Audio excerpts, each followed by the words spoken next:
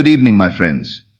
Tonight I want to address something that I see destroying more manifestations than doubt, more dreams than fear, and more possibilities than disbelief combined. It is the desperate, anxious, violent energy of forcing. Perhaps you are listening to me now and you feel a certain weariness, a spiritual exhaustion. You have done everything I have taught you to do. You have affirmed, you have visualized, you have walked in the assumption of your wish fulfilled as best you know how. And yet your desire remains at a distance. Perhaps it even feels further away now than when you first began. Maybe it is money that seems to slip through your fingers no matter how tightly you grasp. A relationship that refuses to blossom, no matter how hard you chase. A career that feels stuck, no matter how desperately you push.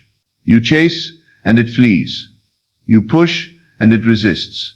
You tighten your grip and it dissolves like smoke between your fingers. What if I told you that the very effort you are applying is the only thing standing in your way? That the immense energy you are using to force your desire into being is the very reason it has not yet arrived. Tonight we will explore this delicate and most powerful art, the art of allowing. I will show you why letting go is not the same as giving up, but is in fact the highest form of faith. And I will teach you what to do instead of forcing, to finally let what you desire come to you as effortlessly and naturally as the sun rises in the morning. To understand why your intense effort may be failing you, you must first understand a strange and wonderful paradox that I have taught for years. When your will and your imagination are in conflict, your imagination will always win. The harder you try to consciously force a state with your will, while your imagination is convinced of its opposite, the more you amplify the very state you are trying to escape. Think of it like this. Imagine you are holding a cork underwater. The more you push it down, the more you feel its powerful urge to rise. The pressure builds, your effort increases, and the moment you release even slightly, it shoots to the surface with tremendous force. Your feeling of lack, your deep-seated belief that you do not have your desire, that is the cork. Your frantic effort is the force holding it down, constantly reminding you of its buoyancy, of its reality in your world. Let me tell you about a woman who came to me last year. She had been trying to manifest a specific amount of money for 6 months. Every day she visualized. Every night she affirmed. Every moment she tried to feel wealthy. But the money did not come. In fact, her financial situation was getting worse. Neville, she said, I'm doing everything you teach. I'm visualizing constantly. I'm affirming all day long. I'm forcing myself to feel abundant even when my bank account is empty. Why isn't it working? I watched her as she spoke, and I could see the tension in her body, hear the strain in her voice, feel the desperate energy radiating from her. She was like a coiled spring, wound so tight she was about to break. I said to her, my dear, you are not feeling abundant. You are forcing yourself to pretend you feel abundant. And there is a universe of difference between the two. Every time you force yourself to feel wealthy while your entire being screams, I am poor, you are actually reinforcing your poverty. You are broadcasting the frequency of lack with every strained affirmation. She looked confused. So I explained. You must understand that every feeling you entertain radiates a specific frequency. It is a broadcast. The frequency of lack is charged with anxiety, impatience, and the frantic energy of need. The frequency of fulfillment is one of peace, satisfaction, and quiet gratitude. Your effort, born of strain and force, is simply a prolonged broadcast of the frequency of lack. Think of the biblical story of Peter attempting to walk upon the water. As long as his attention was fixed upon his goal, upon the Master, he did the impossible. He defied the laws of the physical world. But the moment he looked away, the moment he saw the winds and the waves, the facts of his three-dimensional reality, doubt entered his mind. He began to sink. And in that moment of fear, he began to try. He began to force himself to stay afloat, to fight against the evidence of his senses. And the more he struggled against the storm, the faster he sank. His success came from a state of calm assumption. His failure came from a state of effort born of fear. That story is your story. Your desire is the Master calling to you. The winds and the waves are the doubts and contradictory facts of your current life. To struggle with them, to force against them, is to sink. Forcing is an admission to yourself that you are not in the state of the wish fulfilled. For if you truly were the person who had your desire, would you be struggling to obtain it? Would you be fighting for it?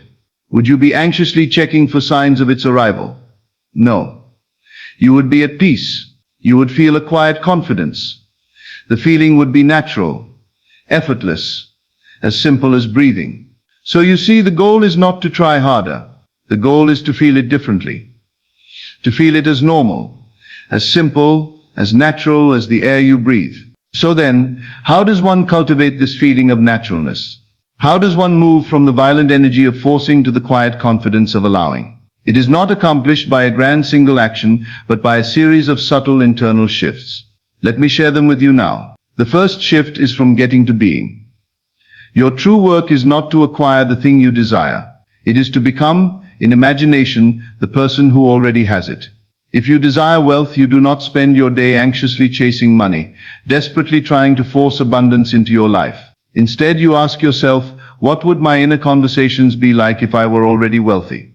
How would I see the world? What assumptions would I hold as true? How would I move through my day? Then you begin to think from that state. You are no longer a poor person wanting wealth. You are a wealthy person simply living your life. The difference is subtle but profound. I remember a businessman who came to me struggling with this exact issue. He had been trying to manifest a major business deal for months. Every day he visualized the contract signing. Every night he affirmed his success. But the deal kept slipping away. I asked him, "When you visualize this deal, what are you feeling?" He said, "Honestly, I feel desperate. I need this deal. Without it, my business might fail. So I'm forcing myself to see it happening. Forcing myself to believe it will work out." "There is your problem," I told him. "You are visualizing from the state of a desperate man who needs a deal to survive.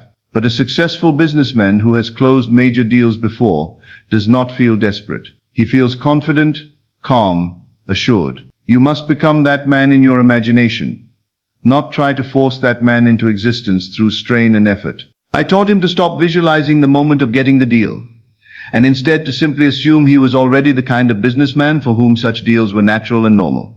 To think from success rather than about success. Within 3 weeks, not only did that deal close, but 2 other unexpected opportunities appeared. He had stopped forcing and started allowing by becoming the person who naturally attracted such success. The second shift is understanding what it truly means to live in the end. Many of you have been taught that living in the end means constant, effortful visualization. It does not. Living in the end is a state of satisfaction.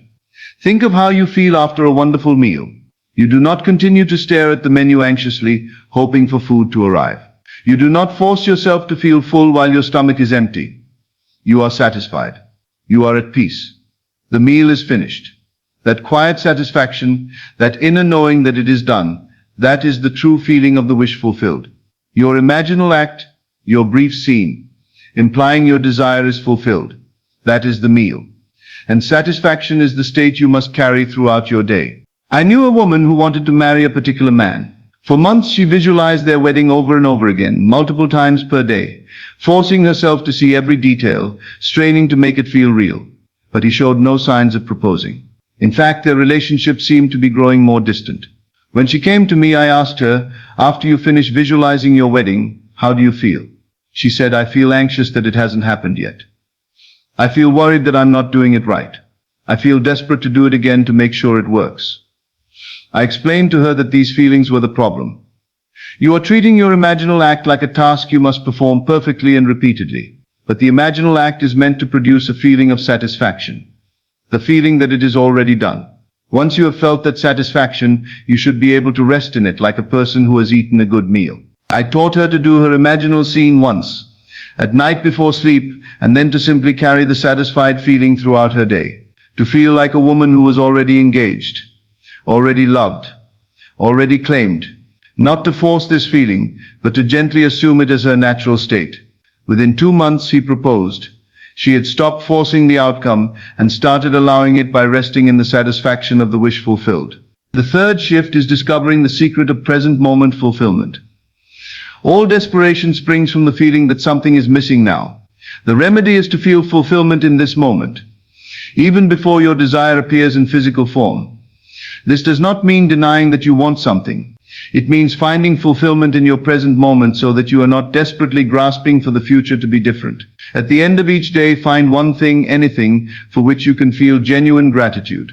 The kind word someone spoke, a moment of beauty you witnessed, the comfort of your bed, the warmth of the sun on your face. By practicing the feeling of gratitude, you are practicing the feeling of fulfillment. And when you can find fulfillment in your present moment, you release the desperate need for the future to be different. In that release, the future is suddenly free to become what you have imagined. I remember a man who was desperately trying to manifest healing in his body. He was sick, in pain, and growing more anxious by the day. Every visualization of health was tainted with the desperate energy of I must get well or I will suffer forever. I taught him to find one thing each day for which he was genuinely grateful. Perhaps a moment when the pain lessened, or the kindness of a nurse, or the beauty of clouds outside his window. This practice gradually shifted him from the frequency of desperate lack to the frequency of grateful fulfillment. As he learned to feel fulfillment in his present moments, the desperate grasping for future health dissolved. And in that dissolution, his body began to heal in ways that surprised even his doctors. He had allowed healing by releasing the force of desperation. The fourth shift is building a mental sanctuary. This is a short, simple, imaginal scene that implies your wish is already fulfilled. Not the moment of receiving it, but a moment after. A moment that would only exist if your desire were already a fact. If you desire marriage, your scene could be as simple as feeling the weight of a wedding ring on your finger while washing your hands. If you desire career success, it could be a brief congratulatory conversation with a friend who says, "I always knew you would do it." This scene is your anchor. When the storms of doubt arise in your day, you do not fight the doubt. Fighting doubt only gives it more power. Instead, you simply retreat to your mental sanctuary for a few seconds, feel it real, and return to your day with faith restored. This is not forcing. This is gently reminding yourself of the truth you have chosen to live from. Now, a word of caution to keep you from undoing all your good work. First, you must resist the impulse to anxiously look for your desire in your outer world. Every time you check for proof with anxiety in your heart, you are performing a powerful imaginal act of doubt. You are impressing upon your subconscious the feeling that it is not here yet. And your subconscious, unfailingly loyal, accepts that feeling as your new command and creates more experiences of not here yet. Think of a baker who has placed a cake in the oven. He has done his part. He mixed the ingredients, poured the batter, set the temperature. Now he must trust the process. He does not open the oven door every 2 minutes to see if it has risen. To do so would let out the heat and ruin the cake. Your sustained assumption, your faith, is the heat that bakes your desire into reality. Once you have placed it in the oven of your imagination, you must leave the door closed. You must trust the process. I knew a woman who was manifesting a new home. She did her imaginal act beautifully. She felt herself in the home, walking through the rooms, feeling the satisfaction of ownership. But every day she would anxiously check real estate listings, desperately searching for signs that a home was coming. Each time she searched with anxiety, she was impressing her subconscious with lack rather than fulfillment. I told her, "You are baking a cake and opening the oven door every 5 minutes. You must trust that the process is working. Check listings if you feel inspired to do so, from a state of calm curiosity, but never from desperate anxiety." She learned to do her imaginal act at night, feel the satisfaction, and then go about her day without anxiously checking. Within a month, the perfect home appeared through an unexpected connection, not through her anxious searching. Second, do not discuss your desire with those who are not in sympathy with your aim. Your imaginal act is a tender new creation, a new state of consciousness. Exposing it to the cold winds of doubt and ridicule can chill your conviction, causing you to doubt your own creation. Keep your secret. Let it grow strong within you until it is ready to be born as a fact in your world. So what does this state of true allowing, of genuine detachment, actually feel like? Let me be clear. It is not apathy. It is not indifference. It is not giving up on your desire. In fact, it is the highest and most potent form of faith. It is the calm assurance of the farmer who has planted a seed in good soil. He does not fret. He does not dig it up each day to check if it is growing. He simply knows he has done his part, and the law of growth will do the rest. It is the feeling of having ordered a fine meal at a wonderful restaurant. You do not follow the waiter into the kitchen to make sure the chef is cooking. You simply relax at your table, enjoying the ambience, knowing that in due time your order will be served. It is the same assurance with which you know the sun will rise tomorrow. You do not wake each night in fear, wondering if the dawn will come. You simply know it will, and so you rest. In like manner, you must rest in the certainty of your desire fulfilled. Remember what I have taught you. Creation is finished. Everything that could ever exist already exists in the infinite realm of imagination. What you seek is not something you must create or force into being. It already is. You need only to accept it, to claim it, to assume it as yours. This state is a quiet inner peace, a release of all tension. You can think of your desire and you feel a gentle warmth, a quiet smile, not the anxious, desperate yearning of still wanting it, but the pleasant, familiar feeling of knowing it is already yours. Let me tell you about a final example that perfectly illustrates this state. A young artist came to me who had been desperately trying to manifest recognition for his work. He forced himself to paint every day. He anxiously submitted to every gallery. He checked his email constantly for responses. He was exhausted. His work was suffering, and success seemed further away than ever. I said to him, "You are chasing recognition like a hunter chasing a deer through the forest. The more violently you pursue, the faster it flees. You must become like a fragrant flower standing still in the garden, effortlessly drawing what you desire to you." I taught him to stop forcing his art, and instead to simply be an artist who was already recognized and valued, to create from that state of confidence rather than desperation, to submit his work when inspired, not when anxious, to rest in the assumption that recognition was already his in consciousness, whether or not it had appeared in form. The shift was remarkable. His art became more authentic, more powerful, because it was no longer tainted with the desperate energy of needing validation. Within 6 months, a major gallery discovered his work and offered him a solo exhibition. But by that time, he no longer desperately needed the recognition. He had already claimed it in consciousness, and the external recognition was simply the shadow following the substance. He had moved from being the frantic hunter to becoming the fragrant flower. He had stopped forcing and started allowing. This is the promise of allowing. This is the secret of letting it come. When you reach this state, you have moved from desperate grasping to magnetic attraction. You do not chase, you simply attract. You do not force, you simply allow. You do not struggle. You simply rest in the knowledge that it is done. Your desire is not somewhere in the future, waiting for you to work hard enough to deserve it. It exists right now in the dimension of imagination, and you claim it by assuming the feeling of already having it. Not by forcing that feeling, but by gently, naturally, persistently dwelling in it until it becomes as natural as breathing. So tonight, I want you to examine your relationship with your desires. Are you forcing? Are you struggling? Are you desperately trying to make something happen through sheer effort and strain? If so, I invite you to release that grip. Let go of the cork and watch it rise to the surface effortlessly. Plant your seed and trust the law of growth. Order your meal and relax while it is prepared. Assume your desire is already yours in consciousness, and rest in that assumption with the quiet confidence of someone who knows the sun will rise tomorrow. Stop forcing it. Let it come. For in the letting go, you will find that what you have been chasing has been waiting all along for you to simply stop running and allow it to catch up to you. As always, thank you for joining me on this journey into the depths of consciousness. Remember, you are not here by accident.